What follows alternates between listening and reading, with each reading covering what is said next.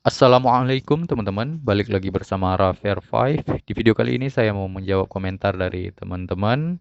Apakah efek dari PMO seperti lupa, sulit konsentrasi masih bisa sembuh?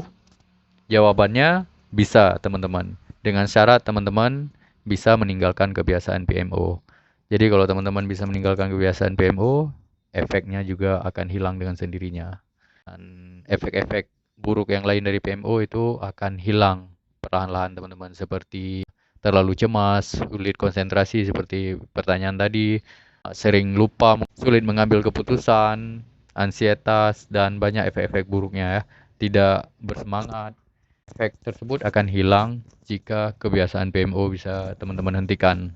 PMO adalah salah satu yang menyebabkan gangguan pada bagian otak yang sangat penting, yaitu bagian otak depan yang di sini. Nama bagian otaknya prefrontal cortex atau sering disingkat dengan PFC. Kalau PFC-nya terganggu, tentu saja konsentrasi kita juga akan terganggu karena fungsi PFC itu untuk konsentrasi, untuk mengambil keputusan apa yang akan kita lakukan.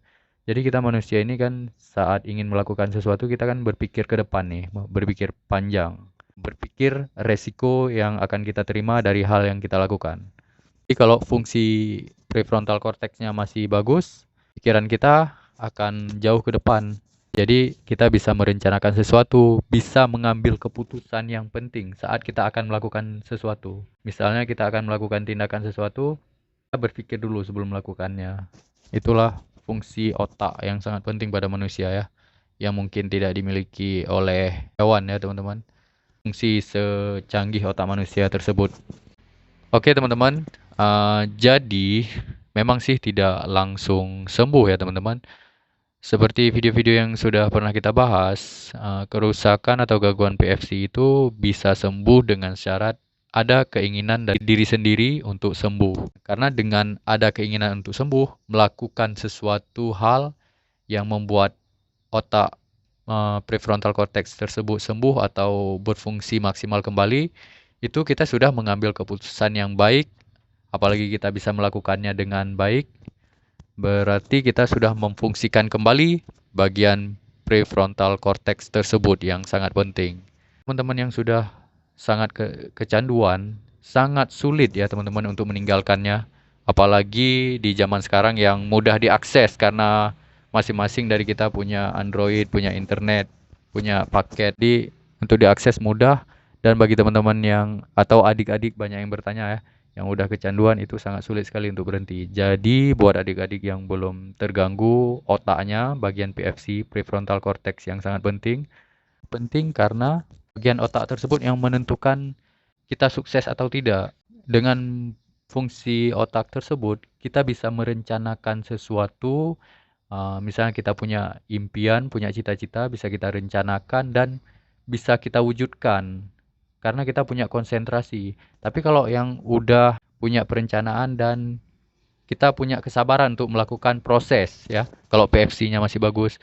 Tetapi yang PFC-nya sudah terkena gangguan, itu orangnya cenderung cepat bosan, tidak menyukai proses. Jadi untuk merencanakan sesuatu dan mewujudkannya itu sangat sulit sekali. Jadi bagi teman-teman yang belum terganggu bagian PFC-nya, jangan coba-coba lakukan hal-hal yang bisa merusak PFC tersebut ya, seperti PMO tadi yang ditanyakan oleh teman kita. Jadi bagi teman-teman yang ingin berhenti, kalian punya kesempatan ya, punya kesempatan kedua karena kalian punya keinginan. Karena bagi orang yang udah kecanduan sekali, itu sangat sulit untuk berhentinya.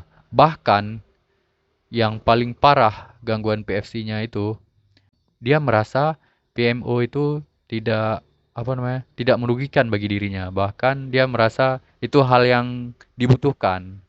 Itu tingkat yang paling parah ya.